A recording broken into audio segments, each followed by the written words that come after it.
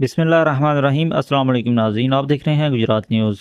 खबर शामिल करने से पहले गुजारिश है कि हमारे चैनल को सब्सक्राइब कर लें और वीडियो को लाइक करें ताकि हर नई आने वाली खबर बर वक्त आप तक पहुंच सके। नाज़रीन, गुजरात शहर से अपडेट करने जा रहे हैं जहां पर एक मोटरसाइकिल पर सवार 3 अफराद को फायरिंग करके शदीद ज़ख्मी कर दिया गया, जिसके नतीजे में एक शख्स जो है अस्पताल ले जाते हुए रास्ते में ही दम तोड़ गया, जबकि 2 जो अफराद हैं उन्हें अजीज़ भट्टी शहीद अस्पताल इलाज मुआवजा के लिए जो है वो मुंतकिल कर दिया गया है। तब मीडिया रिपोर्ट्स के मुताबिक 2 मोटरसाइकिलों पर सवार 4 मुसल्लह अफराद की जानिब से 3 अफराद को टारगेट किया गया, जबकि वो अदालती तारीख़ पेशी से वापस घर जा रहे थे। तो गुजरात शहर के मसरूफ़ तरीन प्रिंस चौक के करीब जो है वो उन पर हमला कर दिया गया, जिसके नतीजे में तीनों जो हैं फायरिंग की जद में आकर जो है वो शदीद ज़ख्मी हो गए, जबकि एक 27 साला नौजवान अस्पताल ले जाते हुए रास्ते में ही दम तोड़ गया। मीडिया रिपोर्ट्स के मुताबिक SHO थाना बी डिवीज़न, DSP सिटी और आला अफसरान